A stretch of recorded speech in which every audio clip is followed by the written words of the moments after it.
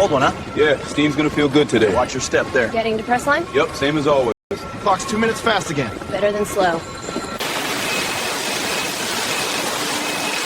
hard.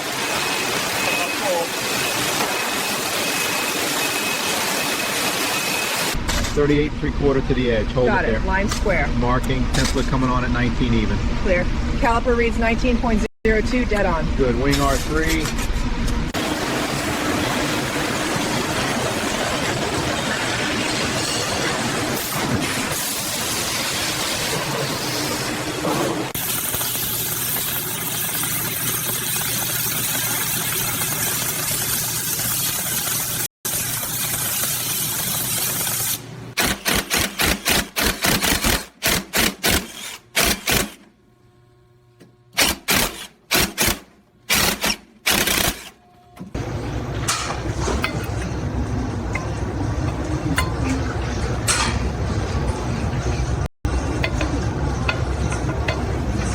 This is a wing fuel tank for the P-47. It's built from spun aluminum, light yet strong. The black gasket we fit here keeps the seal tight as the wing flexes at altitude. Listen to the resonance of the shell and the fuel moving inside.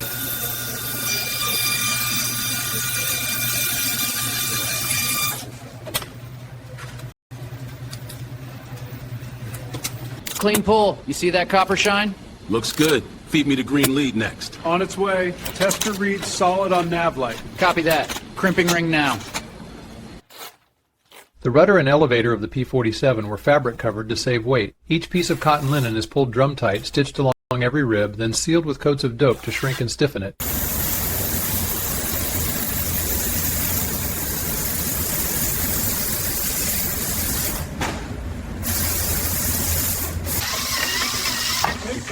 Coming up smooth, keep it square. Copy, one more on the pump. Hold it there. Then going through and lock. Drop the lift. Here it comes. Action. The radio set is locked into the rack, tube seated, and the circuit energized. Filaments glow to life, the transformer hum grows, and the cooling fan winds up. It's the sound of the Thunderbolt speaking to...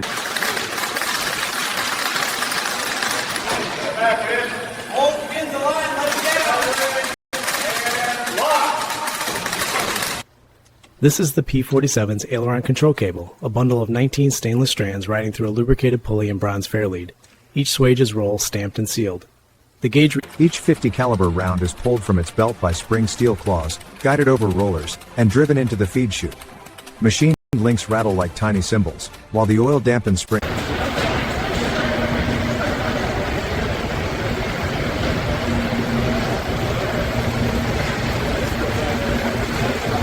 Coming down 3 inches, keep her level. Copy, watching the studs. 1/2 inch. Good, hold it. Top left bolt starting. Threads feel clean. Elbows coming off the hoist. She's on the mounts. Torque to spec and we can start plumbing. The canopy slides forward on its rollers, seals compressing as it meets the frame. A quick downward press and the latch aligns. Listen to the lock-in gauge. Smooth, positive, and ready for flight. A brass screw secures the power lead onto the socket just as it was done in 1944. Cloth-braided wiring is eased through the conduit and clamped against the rib. The Hamilton Standard 23 E50 speed unit is mated to the P-47's broad chord blades.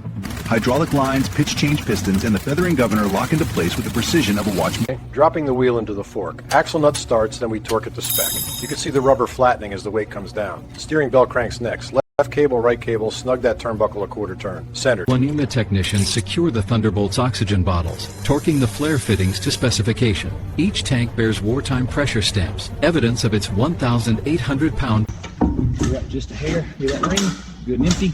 Straps in and locked. Snug it. Feed line on. Click. Give it a tug. Solid. It's ready for fuel. Each dial and switch on the P-47's panel was built to survive combat yet speak with precision. When the generator comes online, needles wait. As the new flap goes on, every movement is checked. The hydraulic actuator pushes through its stroke, driving the hinge horns and bronze bushings. Control cables slip cleanly. Rivet line on the port wing looks clean, no distortion. Copy that. Marking it. Torque at 110 foot-pounds, solid click. Canopy seal reads good. Let's move it to starboard flap. Primer in, mags on. The big double wasp is ready. The starter drags the prop through once, twice, and the cylinders begin to catch. A cough of smoke, then that unmistakable growl as 18... Pressure builds in the pump, and the actuator draws the strut up. The chrome rod slides cleanly into the cylinder, carrying a film of oil as the wheel tucks into the well. Safety hooks shift, locks engage. That's back. Speed's good, chamber's clear. Running. Let's open, no hangups. Copy. Closing panels. With the base coat cured, the final passes even out the metallic sheen. Masking comes away to reveal the untouched aluminum beneath. Each layer flashes off in seconds. Sliding in smooth. That's a detail. Shoulder straps through the rings. There. Lap belt on. Listen for the lock. Solid click. Harness is snug. She's ready for a pilot. The Thunderbolt's control surfaces are balanced with a precision that belies their size. Polished pulleys guide wound steel cables, tension set with lock wire turnbuckles. The stick move.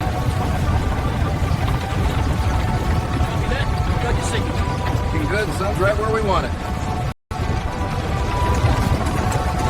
Each Thunderbolt carried its story on a plate of aluminum. Numbers stamped, rivets set, the identity fixed forever in metal. The paperwork followed, the inked record that mirrored the steel. With the final signature, the Perfect. Cowling secure. Oil lines dry. Gear strut looks good. Aileron full travel. Indicator showing. Elevator free. Rudder free. Flight control set.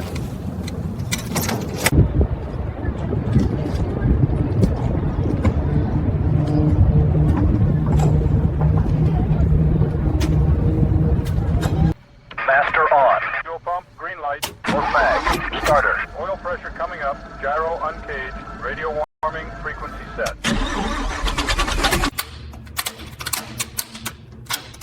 Lines up, press, and quarter turn locks it. Hear that snap. Studs home. Same with the next one. Seat twist click. Pressure on the edge. Have the pin locked. Threads are lined. Open. And flush all the way around. Perfect fit. 220, amber return line clear, no bubbles past the coupler. We're watching for a pressure drop and any fuel seepage around these joints. Slight miss tightening to spec, holding steady at 230, leak test good.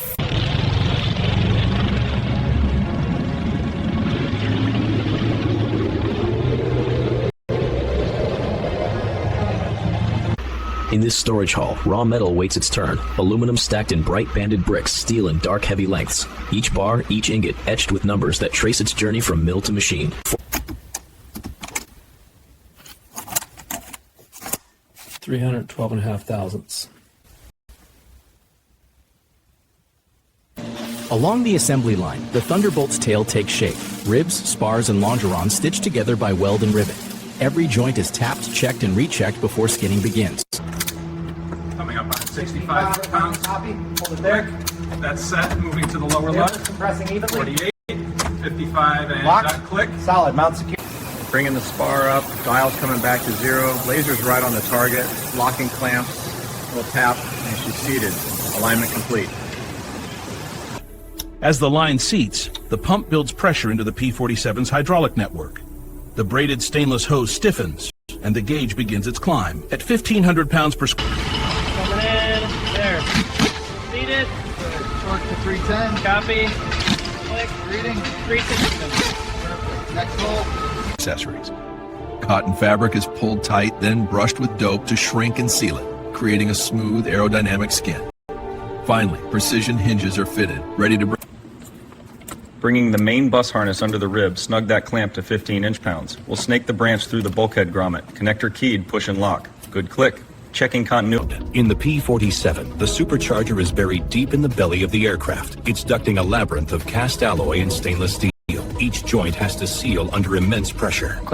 Each of these finished P-47 wing panels is cataloged, wrapped, and stored until final assembly. The clear sheeting protects the primered aluminum from dust and moisture, and every wrap. Each magneto is brought online one lead at a time, its brass terminals seated and locked. With the housings timed to the coupling gear, the tester watches for synchronization. A clean blue spark confirms the... In the Thunderbolt's cockpit, strength begins with steel. Each tube is cut, notched, and tacked into a lattice that will one day cradle a pilot at 400 knots. Gusset plates cinch the joints, transferring... Inside the Thunderbolt's massive wheel well, every rib, bracket, and fitting is built to take combat punishment. Watch the retraction cycle. The shock strut draws in kilometers. The P-47's heartbeat was its fuel supply, and survivability depended on this, a self-sealing tank made of layered rubber and treated fabric. When punctured, the inner lining's dome drives a lever that meters exhaust flow into the turbine. With the lock nut cracked free, the linkage length is set, a quarter turn at a time to calibrate boost pressure. As guided by a 12-ton overhead crane, the P-47's fuselage descends toward its waiting wings. Alignment marks along the skin and inside the roots tell the story of dozens. Inside the wing of the Thunderbolt, 8 Browning 50s are seated with surgical precision. Each receiver is cradled by a milled steel bracket, torqued to spec. The ammunition chutes lock into place, ready to... At the heart of the Thunderbolt's cooling system lies a densely finned radiator core, a mesh of aluminum that turns slipstream into controlled heat exchange. Technicians... With the governor seated, each mounting bolt is torqued to spec. Oil pressure and scavenge lines are connected with blue and red AN fittings, then lock wired to prevent loosening in flight. Mirror shows clean rivet line. No seepage, no distortion. Copy that. Calipers reading .205 exactly, within spec. Logging it? Torque hit 45 inch-pounds. Sticker going on? Good. Tag signed and posted. That closes the wing root section. Each instrument in the Thunderbolt is a miniature machine. Jewel pivots, hair, spring balances, even the tiniest screw is matched to its job. As power comes on, the calibration rig brings the gauge. On the Thunderbolt's massive radial, every cylinder breathes through its own stainless stack.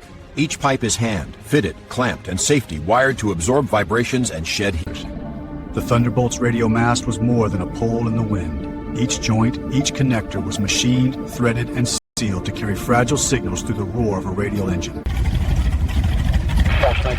Copy. Ailerons and rudder are moving free, no anomalies.